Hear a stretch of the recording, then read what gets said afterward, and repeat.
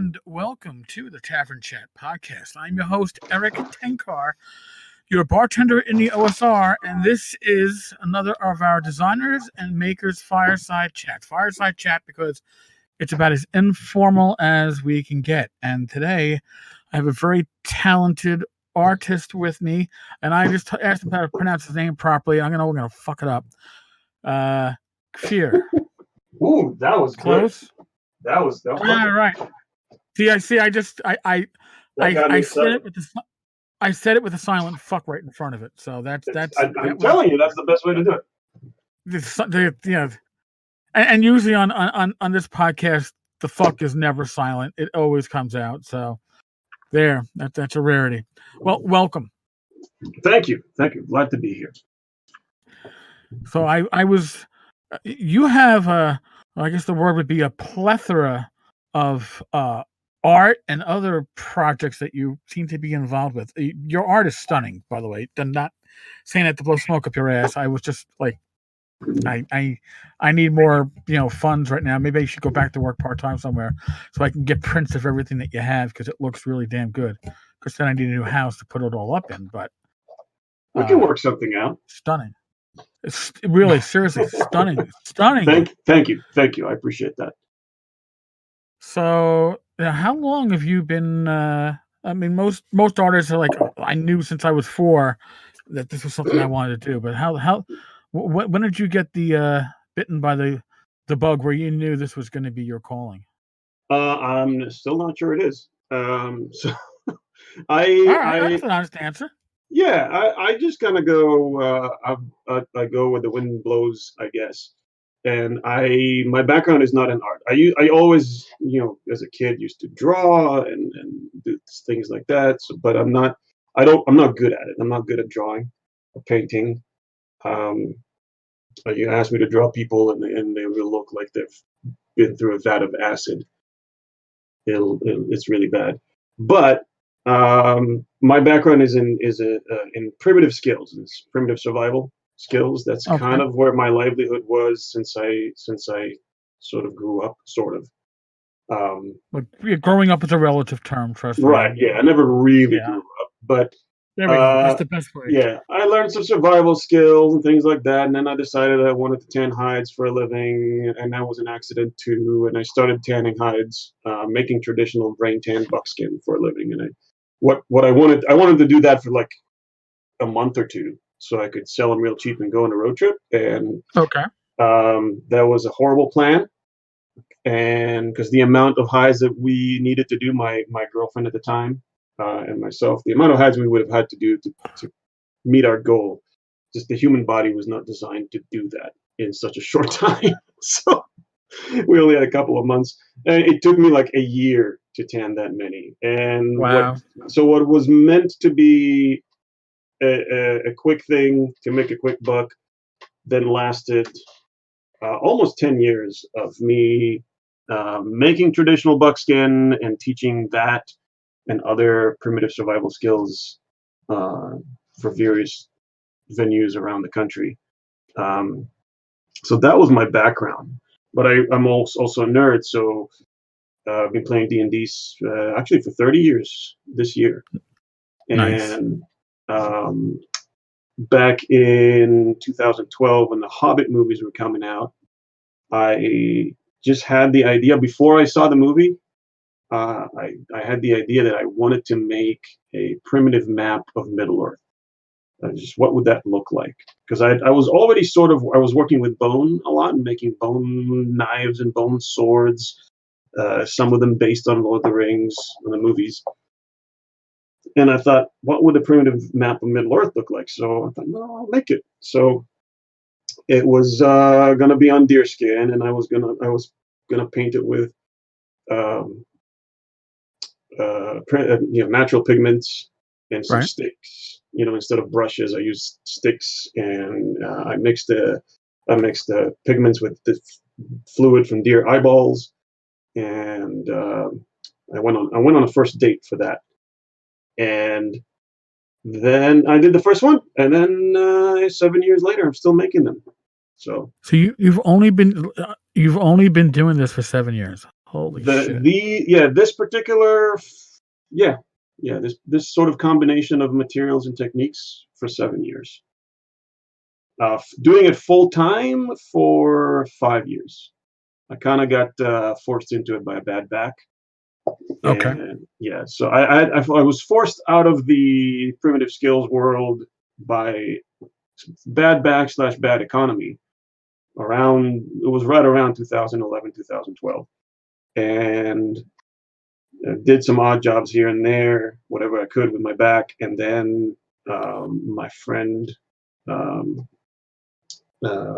just talking. Then I made the map, and I made a couple of other things, and then my friend was going to conventions, and he was like, "Oh, you should go. You should try to sell your stuff." And so it just kind of became. I decided to try it, and we kind of touched on conventions, but it's sort of a trap, especially when you don't have another job. So you go to one and you make just enough money to maybe pay for the next one. You're like, maybe the next one will be better. So you drop that money on the next one and the next one and the next one, and hopefully eventually you dig your way out of that hole. But which I sort of have. But it forced me to do it, and I'm like, okay, I've got no other choice right now, and I might as well do it. And if you do something for a while, you get good at it. So, but I'm still learning. You are. I mean, I'm looking at these samples here. You were talking about the Middle Earth map before, from the Hobbit, Thor's map. That's awesome looking. But then again, as a D&D geek looking at the Sword Coast map, damn, really. The Sword Coast. Oh man, that was a pain in the ass. I started that one. It was a very short deadline. Actually, for GaryCon 2018, I wanted to do the Sword Coast and Dragonlance Einzelon for GaryCon, and I started and finished the Sword Coast, and then just barely started and so on. But the Sword Coast was actually a tough one to do because there are so many. Every edition of D&D changed the map. Oh, really? Yeah. So to the point of the main cities are in the same place, but there are some towns that are pretty important, I guess. Right. That just move what would be probably dozens, if not hundreds of miles. Because the scale is enormous there. It's hard to understand that. And then there's like is it the King's Road, or there's like a giant road. It's really long, kind of diagonal that leads. Oh crap! I guess I could look at my map, but but it's not labeled. In the 5th edition map, there's a huge high-res image that WotC has on their website that you can get for free. And the road just disappears. It starts, it kind of goes for a little while, and then just vanishes, and then continues on further down. And it's bizarre. There's no reason for it.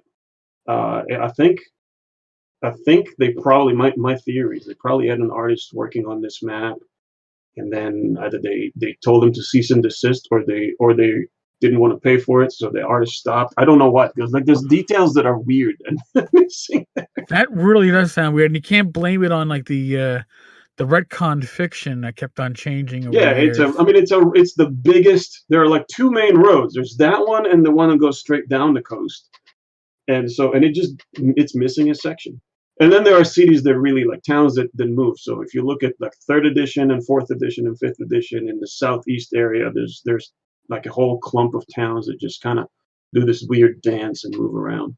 So we had to, when I made the map, I got to shout out my Twitch viewers, because they were really instrumental in finding information on the fly for me while I was making it.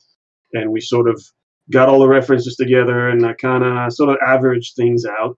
And I'm like, all right, well, we'll put the town here. It's a map, so it kind of has to be accurate. But maybe the guy who made this map wasn't that accurate. They didn't have satellites, right? So no, they didn't. So we're good.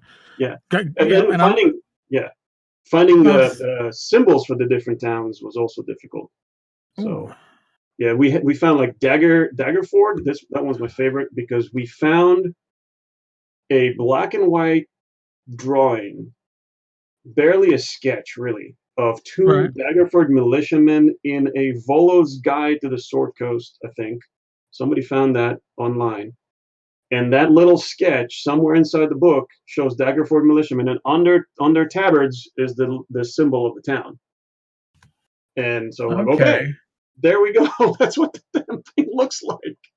Put that on. The rest of the symbols were a little easier. There's some stuff from Baldur's Gate that was Right. easier to find, and there's some fan art out there that people made, so it was easier to do. But some of the symbols were like, what the hell? It was difficult to do.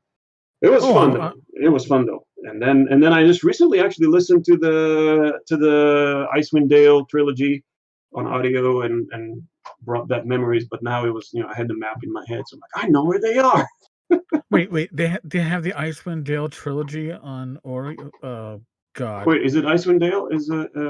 Yeah, that would be No, the Dark Elf. The Dark Elf. I'm the sorry. I'm Dark. talking. Yeah, Yeah. that's Icewind Dale. Wasn't it like the? There's the Crystal Shard. There's the. Yeah. That was the Icewind Dale series. I think before that was the Clara Quintet or something like that. But yeah, I Yeah, used it's to all read on audiobook.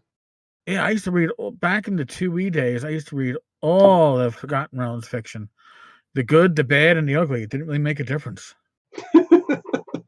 I'm more of a Dragonlance fan myself. I see Dragonlance after the first 6 books. I was like, okay, story's told and done. Nah, there's some cool stuff out there. For me, that's the first world that I fell in love with. So I will read almost everything. I admit there was some ridiculous stuff in some of the books, but there's a lot of other good stuff. Anyway, Well, here's a little transitional piece. I actually still have the Book of the Inn, the one with the recipes in it. the Inn Leaves from the Inn of the Last Home. Yes, Oh, I have. man, I love that book.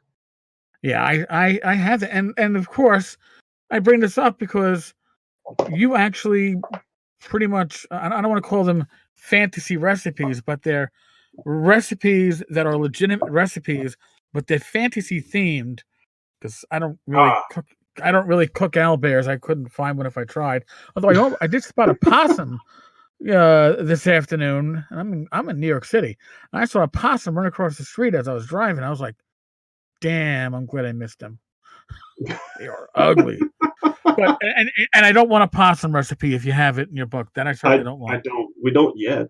We might someday. Nah, it's okay, man. It's okay.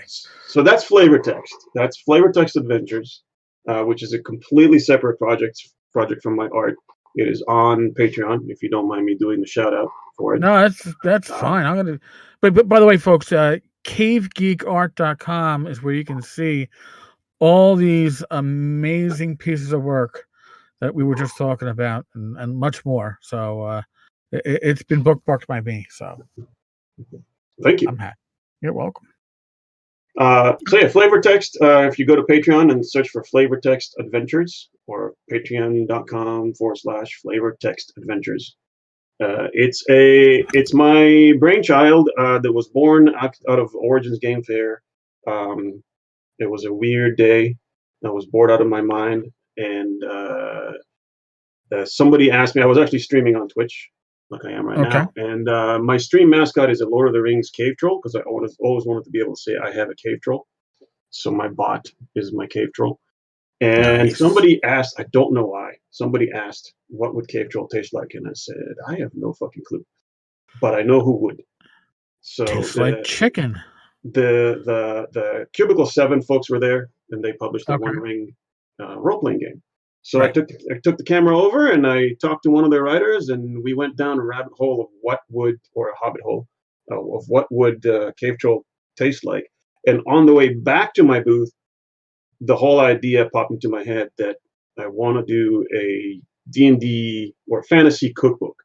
So, and my friend Adam has been playing for years in D&D a character called Alton Green, who's a halfling chef bard. Who he sprinkles spices on his teammates for inspiration and all that stuff like that. And so that his character was just perfect for it. So I called him up and asked him if we could use it, and everything fell into place, and so we basically what Flavor Text is a monthly. Right now, it's a monthly sort of blog, you could say, Okay. where Alton Green, the most fabulous halfling chef in the land, shares his memoirs and recipes from his long career of adventuring and cooking monsters. So every month he will tell you a story that usually ends in disaster, about an encounter with the monster of the month. It doesn't have to end with him eating it, but it's some sort of an entertaining encounter he had with this monster. And then he will share real recipes with step-by-step photo instructions. We have an actual trained chef that designs the recipes with substitutes for what to use if you can't find owlbear. Right. You can, what can you use as substitute from your local grocery store? And the recipes are designed for your family, your gaming group, etc. And then the third part is the gaming content. So that takes elements from the story, maybe NPCs, maybe a location from the story, magic items from the story, and of course the recipe itself. So what happens when you eat that monster? Sometimes it doesn't do anything. You eat owlbear, it's just tasty. That's it. Right. But you eat a unicorn, weird things happen. So, what kind of skill check you have to do to successfully cook it to get the benefits and the risks. There's always risks involved. And sometimes the other stuff for the game. We try to make it system agnostic, but let's face it, D&D, 5e, and Pathfinder are the easiest, most popular ones. So we kind of give the stats for that. It's hard to do something that's truly system agnostic. And we try not to world build, because we want people to be able to drop that into any world they want. We actually have Alton, not we. Alton has a section. He's a storyteller, and he wants to teach people how to be better storytellers. So in that gaming content section, he actually has something he calls pinch of inspiration, where he asks you questions about the story that were not answered in the story, to encourage DMs to come up with their own stories and take those scenarios and put them into their own adventures. That's actually very, very cool. And it was funny because I'm reading the one recipe and I'm like, I just got my first cast iron skillet last week, and I've already been I've been cooking small meals on it to kind of start. I guess tempering's not the word, but to get my skillet to the point where I can really start enjoying it as a proper cast iron skillet. And I'm like, "Ooh, those ribs look good. Oh, I can do this ribs recipe. Damn it! Now I gotta go." The ribs are shopping again. delicious. So my partner in this lives in Indiana, and I'm in Georgia, and he's the one designing the recipes. And so I have not actually tasted any of them except for the ribs, because those were the easiest to make. So I think for 4th of July, I made the ribs, and they're super easy, and they're delicious. They're absolutely delicious. You know what? I have made I didn't quite follow the recipe, but the stuffed cave troll, I did make that as well. And I hear the unicorn burger is delicious. Oh, can you see now? I'm getting hungry. It must be that post Taco Bell hunger, I guess. Kind of like Chinese food goes through you fast. What can I tell you? We hadn't gone to Taco Bell in like 6 months. So it's just kind of like, let's do Taco Bell tonight. Alton would disapprove, although it's probably I'm sure. orc. Yeah, they got those rolled chicken tacos now. Oh yeah. My wife's in the background like, oh yeah. Rolled chicken? Rolled chicken tacos. They take, I guess, shredded chicken, and they roll it in a soft taco shell, and then I guess they fry it real quick. Oh, so it's like an egg roll. It's kind of like it's kind of like an egg roll, but you get to dip it in like, your nacho cheesy sauce. I guess it's cheesy because it isn't real cheese, and an avocado dip, and some other one I guess you could choose from. We went with the cheese and avocado dips. So is it avocado-y? Because it's probably not. Actually, their avocado dip was better than the avocado dip that we had up in at a Mexican restaurant in the Poconos, which we had a good experience with. We go up to the Poconos a lot up in northeastern PA, Sure.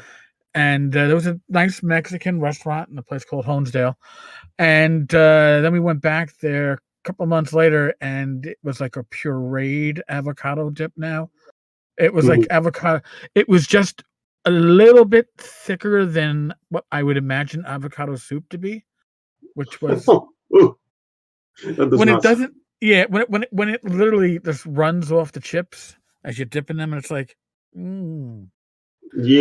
no. Then it's like snot. yeah, It's the same yeah, color, and yeah, no, it's not yeah. good. No, I like my my guacamole to, if not be made in front of me, with mortar and pestle at the higher end, I guess, restaurants. I like it to look like it was made in like not in a food processor.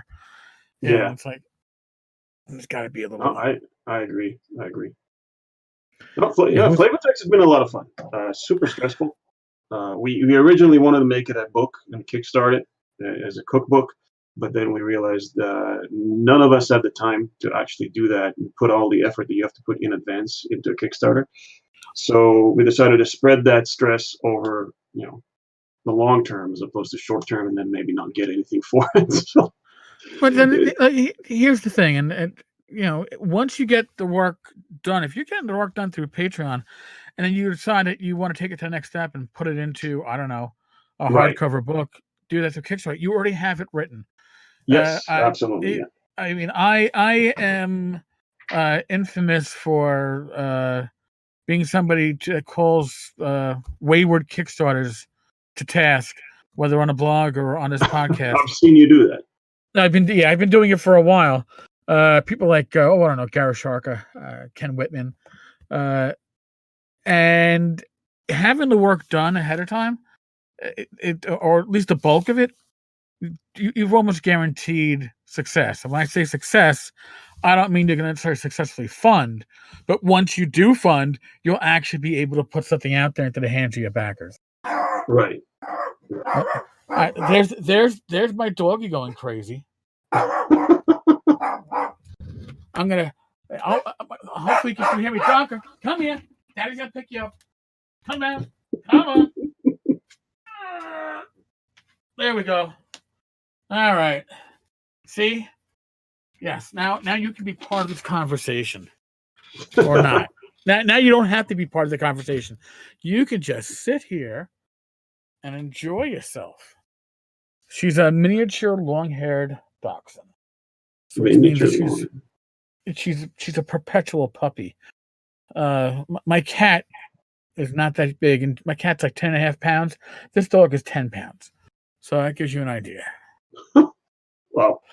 Yeah, but she sounds much bigger when she barks, right? Yeah, she sounds like Right.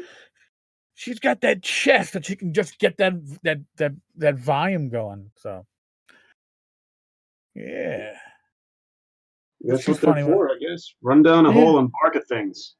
pretty much. When I was first podcasting, when I first started doing podcasts, she used to always interrupt the podcast and always start barking. And for the most part, the last year or so, now she patiently waits, and when she realizes that I say like a key word, like all right, folks, mañana or whatever, she's like, all right, Daddy's done. Now I'm gonna bark, so you should pick me up and hold me. But today she couldn't wait. Couldn't wait. You should edit So, those barks into like an opening sequence, your theme song. well, possibly. It's funny because I've most of my gaming, if I'm not running game to conventions, is on like a VTT, like Roll20. And my cat is infamous for walking across my desk because she needs her own perch on my desk, so that's why it's an L-shaped desk. But she would walk by the camera all the time, which is why your viewers are probably happy I don't have my camera on, because she'd always walk by and then stick her ass right on the camera, and just like, and all you'd see on the screen is The cat's cat ass. asshole. Yeah, nobody really wants to see, except maybe another cat. But I think I don't need to see that. Hmm. So now you said you came into gaming 30 years ago, Yep. approximately. Yep. Started What's in third, fourth grade. I was 9 years 80 old. second edition? No, I started with a red box. You actually started with the red box. I was just wondering because your time frame. If it's 30 years ago, I was Right. probably Yeah. So I was in third or fourth grade and didn't know anything about D&D or fantasy, anything like that. And a friend of mine, I'll try to make this story short. Friend of mine it was on a TV show where he got a prize at the end. oh And nice. it was just they would give the the winner, or that wasn't really a winner, but it was a participation thing, right? And they would give them a game. And so he got this red box thing called Dungeon. This was actually in Hebrew because I grew up in Israel. Oh okay.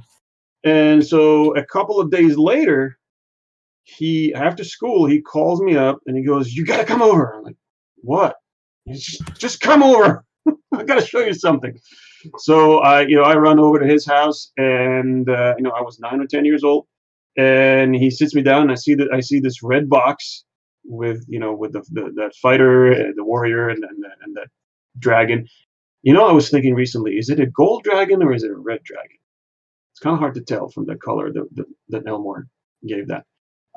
But anyway, so you did this epic painting of a dragon. I think that was probably the first time I really saw a full-on painting of a dragon, Right. right? And my friend, there was that solo adventure that you're supposed to do, play for yourself, kind Right. of choose your own adventure in the player's book of the red box. But I didn't. My friend ran that for me as a dungeon master. He read the thing and he gave me the options. So that was my first exposure to D&D, and that's it. 30 years later, I'm still playing. And then maybe a couple of years later, I want to say, no, we were probably in high school, actually. We were probably in high school when we discovered AD&D second edition. Okay. And I actually, until like maybe a year or two ago, it never occurred to me, I didn't know that second edition came out before the red box. Because in my mind, it just made sense. You have Dungeons and Dragons, which is what the red, blue, green, black boxes. That's what they said. Right. Dungeons and Dragons, and then you had Advanced Dungeons and Dragons. So it must have come after, right? You start with the simple stuff, and you go to the advanced stuff. And then it occurred to me that it was not the case when I saw some of the history stuff. So, Well, yeah, well, because the basic box went through 3 iterations. So you had the Frank Metzner iteration, the probably the most popular version of basic D&D. All I know is as a kid, and when I say kid, I started playing. I got introduced to it at the end of 6th grade, and I was all into it by 7th grade. It was AD&D that introduced me, which meant that when I found Basic, I was like, who would play Basic? That's right. for babies. That's for babies. Yeah. I'm in junior high school. Come on, I'm playing advanced. Take a step back and play Basic. What am I Yeah. crazy? No, when But we found AD&D, yeah, we never went back. And I don't remember any of the rules, honestly. I'll admit. If I don't use anything, I lose it. So right, I don't remember AD&D, but I remember it had more. I would probably it had more customization, more choices that you could you have make more classes. than fifth edition. Yeah, So I Uh, prefer the systems that have a little bit more personalized touch to them. right. Except for Thaco, yeah, people on Twitch are like Thaco. Except for Thaco, I sucked at math, so doing Thaco in my head was just not No, not that's why we had not fun. that's why we had the charts in first edition. Second Yeah, right. edition, Thacker was introduced toward the end of first edition in a couple of the adventures, the modules, and then for second edition, it was all whole hog. My problem is that games like AD&D, first edition and second edition, because in my gaming group back then, everybody wanted to play D&D, but nobody wanted to run it. So I was always the DM. If Is that any different today? Nobody wants to no, run even today. but Fifth edition, nobody wants to run. no, my players that would run, they like, oh, we'll play riffs. And we had a GM for riffs but whatever. But if it was D&D, it was they couldn't do. Oh, no, only Eric can run D&D. It's like I like to play it one of these days, but I ran it so much that I can still quote rules and spell effects from second edition D&D at 52 years of age for a game that I was running up until my 20s, and that's actually scary because if you give me a new game that's not based upon classic D&D and one of its versions, I have such a hard time wrapping my head around new game mechanics these days. I mean, heck, even the advantage disadvantage from 5th edition, I think it took me a couple of months to even I'll go, oh, now it makes sense. All right. Yeah. My favorite is 3rd edition, 3.5, and when I started trying to get a grasp on 5th, I kept assuming the rules were 3rd edition, and Right. just with some tweaks, and they're not at all. So I just kept running into problems, and then I had to really there's a moment where advantage and disadvantage clicks. I know what you mean. You just kind of all of a sudden figure out, oh, so that's what they mean. Okay. Yeah. So instead of giving somebody like a backstab bonus, I would just go with advantage. That's easy enough. I can figure that out. Yeah. Okay. Once you figure out, it's like, oh, I can just do this whenever the hell I want. Okay. just as a DM, here you go. You've got advantage instead of +2, -4, all kinds of math. But my true confession is I've never actually played 5e. I have the books. I came. Here's the closest I came to it. Gary Con, not this past year, the year before, when we had like the heavy snows. A lot of people got canceled. Like even me coming out. I usually come out on a Wednesday. I didn't get out there until Thursday morning. My flight got canceled. I had to rebook. And Saturday afternoon, I'm at the Frog God booth, and Zach Glazer, one of the owners, comes up to me. He goes, "Eric," I'm like, "Yeah." He goes, "You're running a game in at 1:00." I'm like, "What do you mean running a game at 1:00? It's 1:05 right now. I'm not running a game. I ran my Swords and Wizardry Light this morning, and I ran it yesterday morning. I'm done." He goes, "Yeah, well, the 5e Rappahatha game, when we had that big 3D terrain out there on the table," he goes, "our 5e GM never made it because he got snowed out."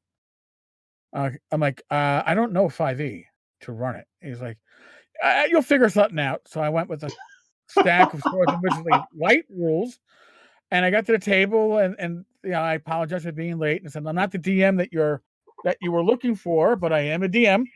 I'm the DM you deserve, not the one." Yeah, and I go, and I know I know what we're running, like the back of my hand, because I've run it numerous times. However, I don't know 5e. I run Swords and Wizardry Light. So if we want to run with 5e, that means somebody's going to have to be my rule book, and it's going to slow things down. And they were like, "Oh, well," one player was not comfortable changing things up, so he politely walked away. Everybody else was game. That's weird. I passed out the Swords and Wizardry Light rules. I had one player who couldn't make the transition of no, you can't roll to intimidate. No, you can't roll to detect lies or motive. This is an old school game.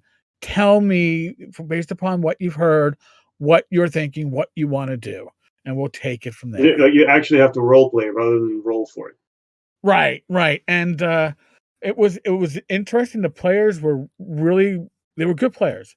Regardless of system, they were a really good group.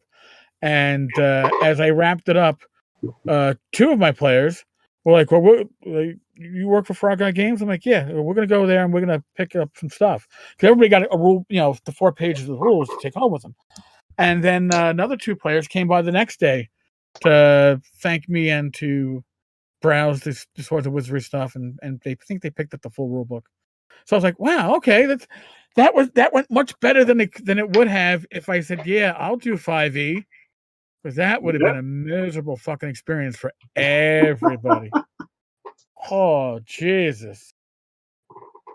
Yeah, when I started DMing 5e by accident because I was I hadn't actually played anything in maybe a year or two, and then I was at a party And one person was saying, "Oh, somehow D&D came up, and one guy was saying, I've always wanted to play. I bought the box, 6 months ago, but I can't find anybody to play with me."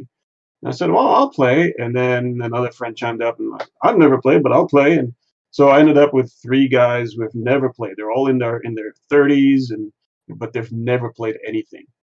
Well, And that's cool. Yeah, and I was like, "Well, I guess that means I'm stuck DMing."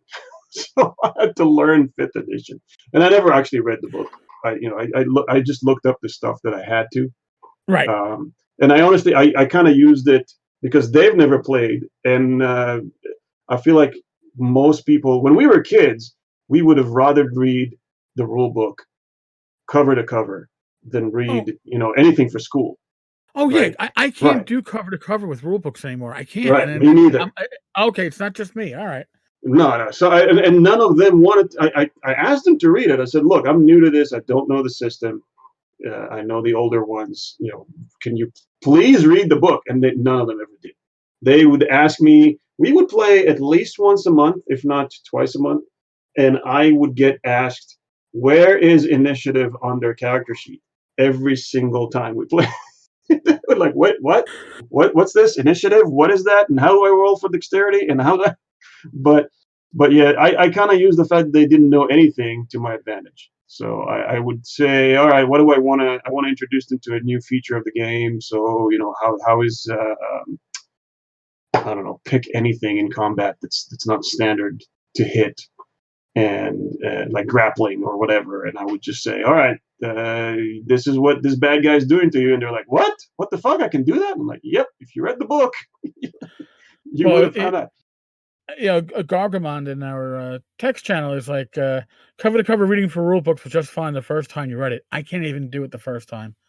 I can't. Even stuff that I am reviewing, I always find myself skipping ahead, skipping over stuff because, and not just because I've been role playing for years. I just rule books are no longer as much fun to read. I need to get to the pieces that I absolutely need, and other stuff can. And I always feel like I miss something, and I probably do. But no, I'm good. That surprised me, especially with even with the old school rules. There's different versions. They're almost like everybody's house rules. Whether you're playing Lamentations of Flame Princess, Weird Fantasy, or Swords and Wizardry, or Labyrinth Lord, or Osric. You can pretty much run them all quasi from your head, I guess, if you've been playing for as long as some of us have. But they all play a little bit differently, and if your players know that, they're gonna tell you, "Oh wait, no, initially it's not a D6, it's D10," and it's like, all right, yeah. Oh, this game still uses segments. I thought I forgot about that from my first edition. And then initiative is in D20, and then it's Oh yeah. It gets, or it's in D6s from Shadowrun. Oh. Shadowrun is actually probably my favorite system. 3.5 D&D 3.5 in Shadowrun. Yeah, I had the initial Shadowrun when it first came out, and I could never get my players to play it. That seems to be the problem. I wanted to run that. I wanted to run Earthdawn. They were happy with Warhammer Fantasy Roleplay. That was and RuneQuest. Those are the only two. And I guess Middle Earth role playing. Those were the non D&D fantasy games that I was allowed to run. And I do mean that, allowed to run, because otherwise you'd have. Oh no, we don't want to play that. Like, we wanted to play when I met a group of people who were playing Shadowrun. I got together with a few new friends that played Shadowrun when I was in my late teens, early 20s, and the DM. Of course, nobody wanted to run it. I feel like for Shadowrun, everybody needs to like, you need a really good DM. You can be an average DM in D&D, but to run a world like Shadowrun with all different layers of that world, you really need to be good. Because it's got everything you can do in a fantasy world, plus everything you can do in a futuristic high-tech world, and that makes all the options your players can throw at you just kind of boggles. I would never want to DM Shadowrun because I would suck at it. So my DM was good, but his true love was Mech Warrior, and we hated it. So but we would every like couple of adventures in Shadowrun, he would get burned out, and we would amuse him by letting him run a Mech Warrior adventure. And this There was you go. yeah, he was one of those DMs. He was one of those guys that remembered numbers. He was a lawyer for a living, Oh, and okay. yeah, and you remember all the supplements for BattleTech that were these manuals of all the different mechs, and you Oh flip God, yes. and all the charts for all the stats for every different mech.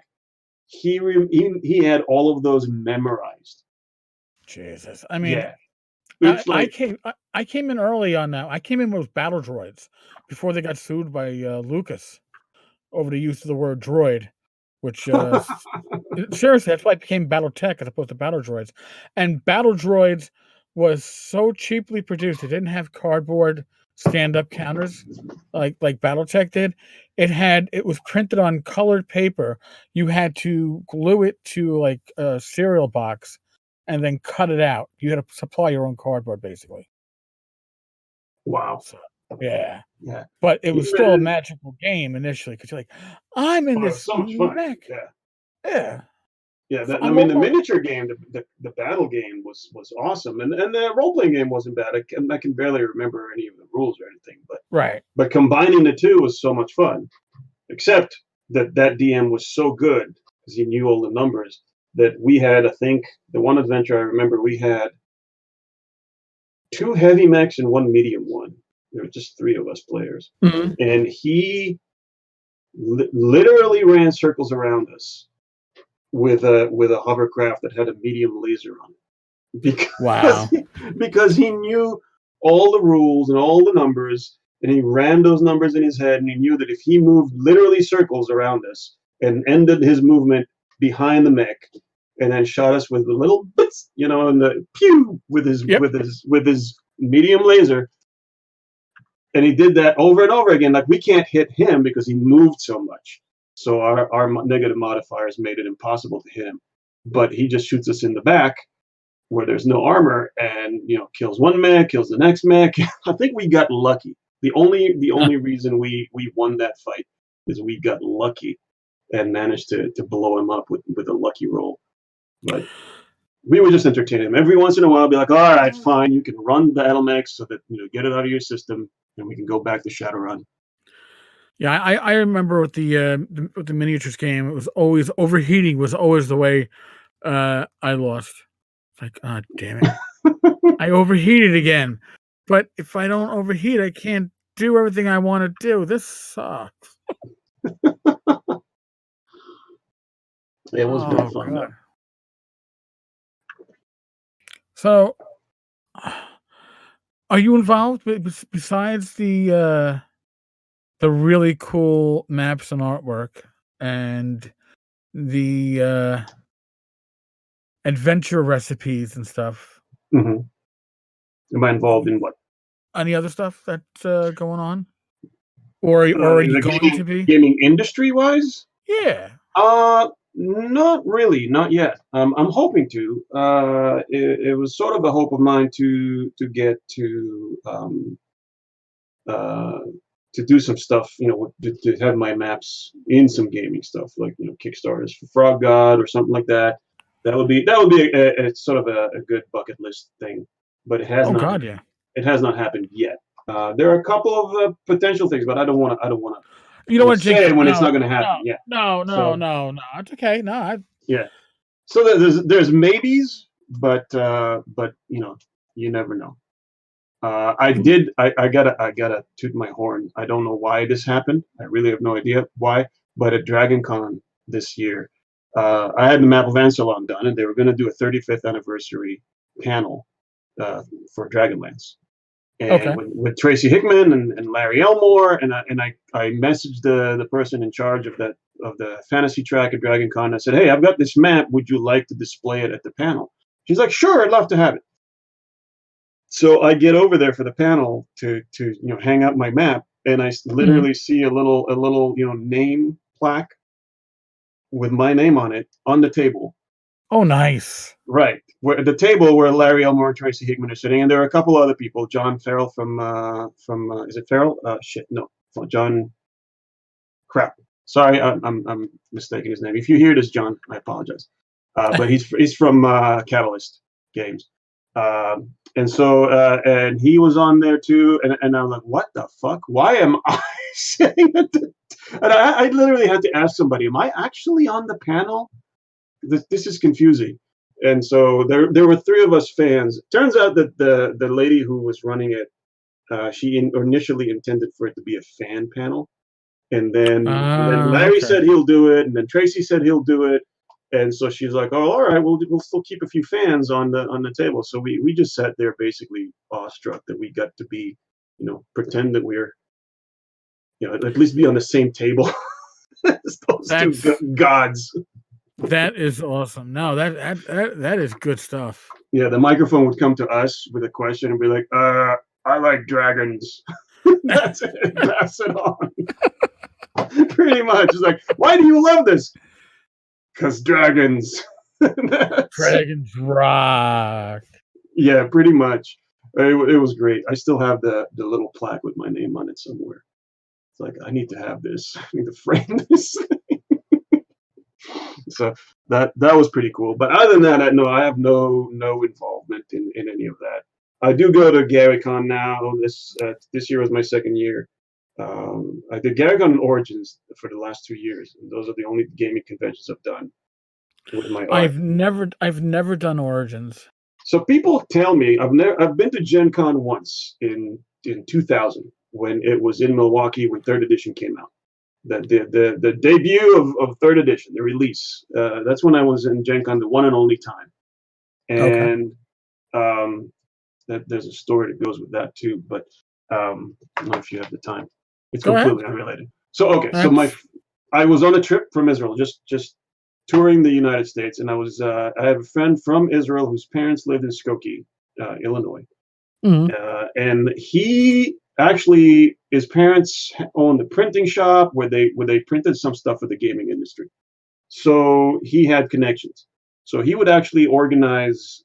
We organize gaming conventions in Israel, one a year.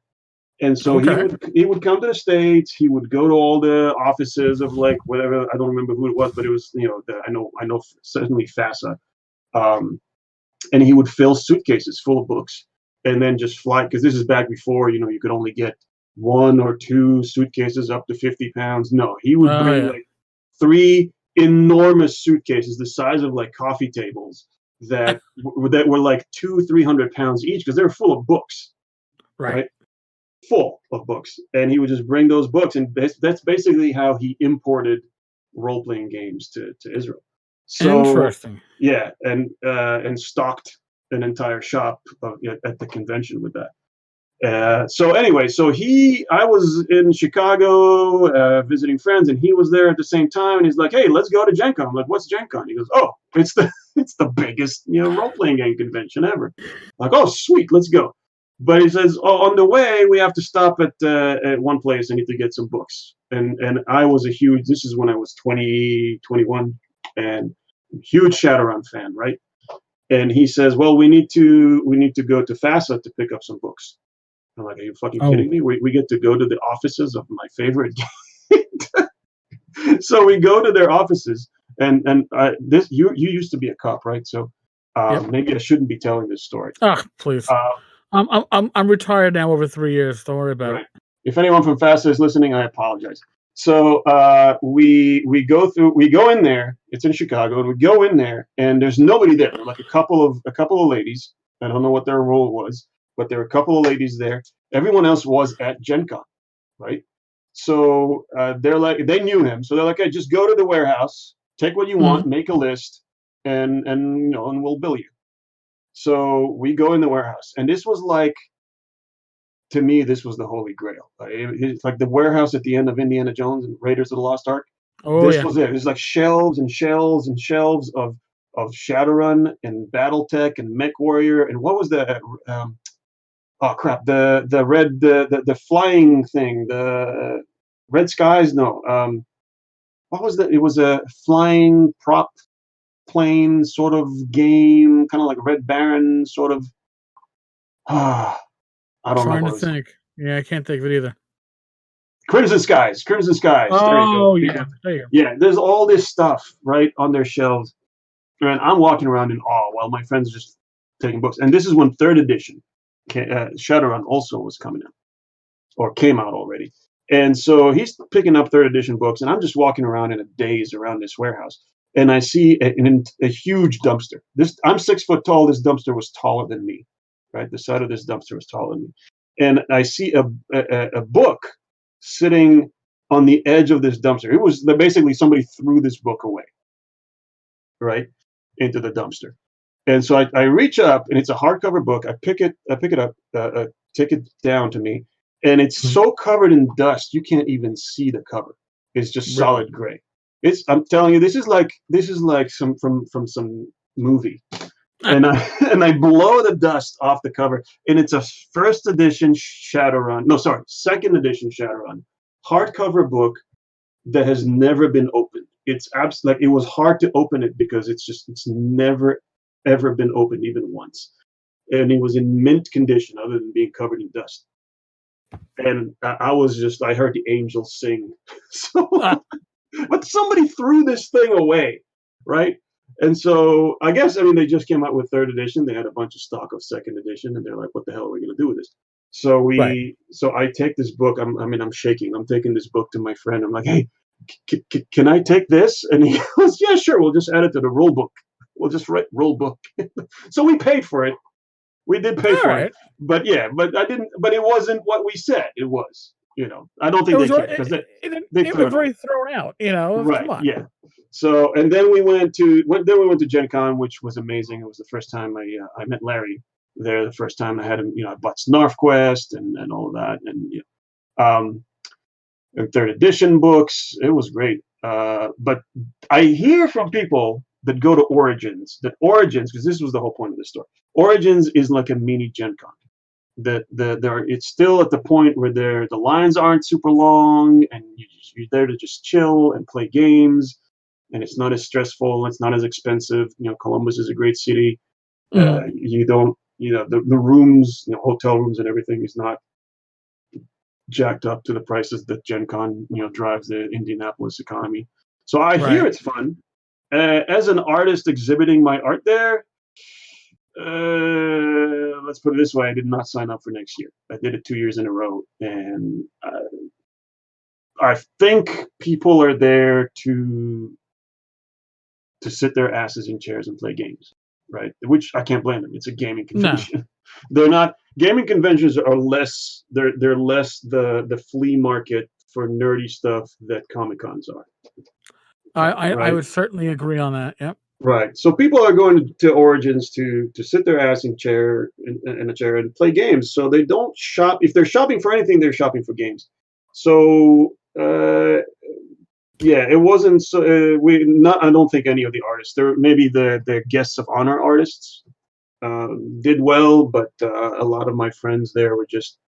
We were staring at each other across the aisle and shaking our heads the entire time.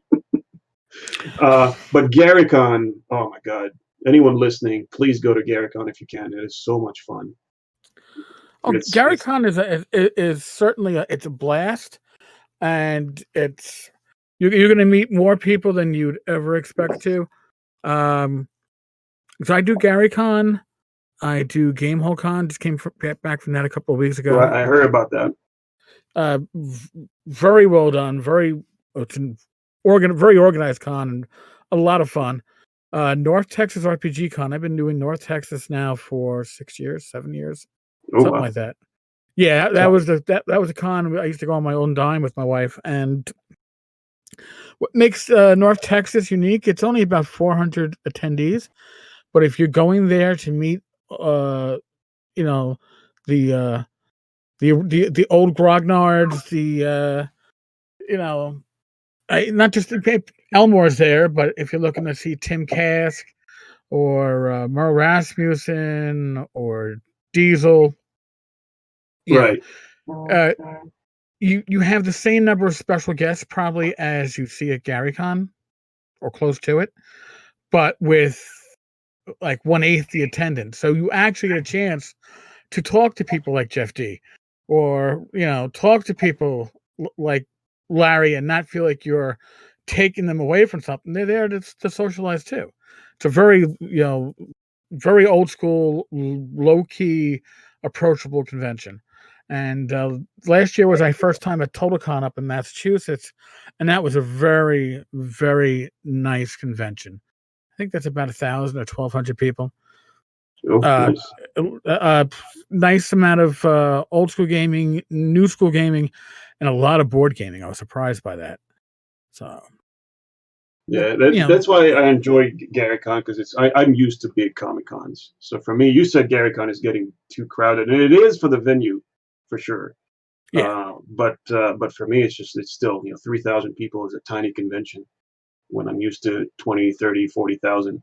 So Oh yeah, I'm yeah, sure. so it's like going on vacation. I still have a booth there, and I kind of trade with my help. We take turns manning the booth, but it's just I can walk around and have drinks with Larry and joke around with a bunch of people and play games, and it's fun. It's hilarious and it's fun. And it's relaxing. I don't have to work too hard, so it's kind of like that's the one I sort of start my year with. If you can make it a GaryCon, do it. If you're listening and if you can make it, do it. Yeah, it should be a convention if you're an old school gamer, especially to put onto your bucket list. Yeah, especially if you like old school D&D.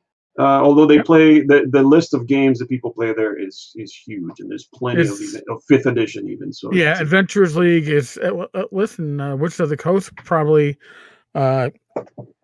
keeps that convention very much in the black when it comes to monies raised, because they have that whole floor for the Adventurers League. So. Oh really? I didn't. Oh yeah. Oh yeah.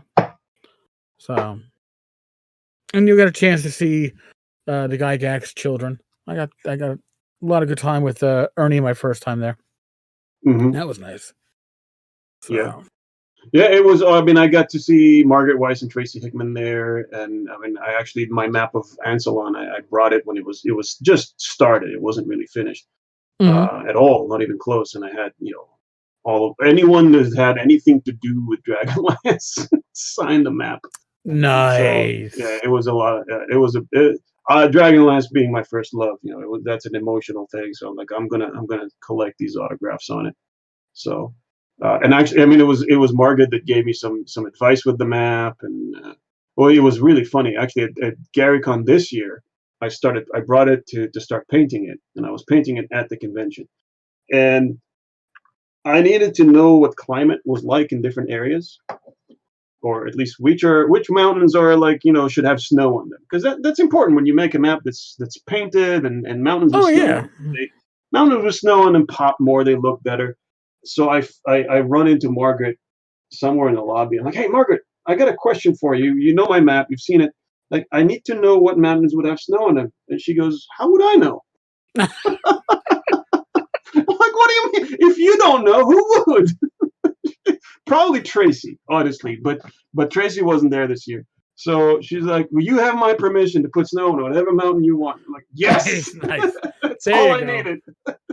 That's all I needed. And then I actually messaged her after the con when I finished painting the map. I actually like all my maps to have a story behind them, because I treat them as artifacts, not art. I want them to feel like a real map, that if you were in that world, someone might have made this map, and you can hold it and find your way, etc. And so I usually want some sort of a story, and a lot of times the story is my own. It's in my head and nobody knows about it. But other times, if I have commissions, for example, my friends that commissioned me for a map of Middle Earth and a map of Narnia, they are Tolkien and C.S. Lewis scholars, so they made up their own little background for the map, like which character in that world made the map for who, sort of thing. Oh, okay. With dedications and everything. But so I wanted to do something like that in this map, and I thought, obviously, if I'm a Dragonlance fan, this has to be one of Tass's maps. And I said, okay, it needs to be a gift for Tass from somebody, and I'm like, who is it going to be from? And initially, I thought maybe Raistlin. Raistlin sort of had almost a soft spot for Tass. As much as he could, yeah. Right. And so I thought maybe Raistlin commissioned it as a gift through Astinus, the scribe, to give to Tass. And the map is blank. the only word on the map is Ansalon, but the rest of the map is blank, which in my mind was to keep it from getting cluttered, but also story-wise, so that Taz could fill it in on his own as he travels. But so I something didn't quite feel right, so I messaged Margaret and I asked her, and I told, look, I'm trying to figure out who would have made this map as a gift for Taz, and I was thinking Raceland, and she said, I don't think Raceland would have done that, but Fizbin would. So I'm like, oh shit, why the fuck did I not think of that? So yeah, I made it from Fizbin, and there's actually a little Easter egg in that map that sort of hints to that, and anyone who ends up with a print, it comes with a chicken feather. But I love it. Yeah, there's a little Easter egg. If you look, if you see photos of that map, you'll see photos of the compass, and right around the compass there's a little Easter egg that some people might get. It's a little vague, but people might get it. Very cool. Believe it or not, dude, we've been doing this for nearly an hour. Well, if time flies when you're having fun or suffering, either way. Or yeah, well, I don't think I was suffering. I can't speak for you, but I was having I am having a good time. Like I said before we jumped into this, I go the whole point to the Fireside chats is to be like, hanging out at the local pub, with people that and just chewing the shit and talking. And it coming into this with a list of questions would have made this seem very formal, and that's why I didn't do that. That's why I don't do that. This was fun. I enjoyed it. I'm glad. Well, it's probably going to go up, if not tonight, then probably tomorrow on the podcast side. Awesome. I just got to download it. You do this every day? I do short podcasts every day, usually solo. Okay. 10 to 15 minutes. Pex, our mutual friend, at one point had me doing 4, 5, sometimes 6 interviews in a week. It was like going back to work. I'm trying to pace myself now that I've gotten back to doing it to about 1 a week. Yeah, maybe 1, maybe 2, but you got to keep it paced, or otherwise you go insane. Well, I'm honored then. Well, listen, I'm very glad to have had you on, and I do feel like you were like a local pub patron, and that I've known you for a long time, and that we've watched some horrible TV together and probably some bad sports and shared a few beers. I don't know about sports because I don't watch sports, but yeah, we would have shared a scotch. We should do this around the fire at GaryCon and that whatever that lounge is that has the fireplace. Well, here I'm going to give you a GaryCon story from my first time there. All right. My first time there, we're in that lounge. We're back by the windows. It's me, Bad Mike from North Texas RPG Con, and Zach Glazer. And they're sitting down on that little that long bench, and I'm talking to them. And unbeknownst to me, 2 large or larger gentlemen come up from behind me, and they go, "Hey, we'd like to borrow 10 car for a moment." And I look back, and I'm like, and both Zach and Mike are like, nothing good can happen from this. And I'm looking, and I'm like, all right, it's one of 2 things: either these guys are cops, or Ken Whitman has hired somebody to beat the shit out of me. We are going to find out what it is very shortly, won't we? And I get brought over to the bar, and it wound up being a total of 4 cops from the West Coast. So, they're like, "Oh yeah, 10 car, we saw you. I was recently retired. We wanted to come over and buy you a beer." I'm like, "Oh, I'm not going to die today. This is good." Not dying today is always a good thing. Not dying today is a good thing. So yeah, that was actually a very it was very nice. Got to actually meet Alex Gygax that time. I don't think he knew who I was, which was probably for the best, because he didn't like I know he didn't like me back then, because his mother was frequently on my fingertips when I was typing on the blog about the Gygax Memorial Fund. But you don't pull punches. I'll give you that.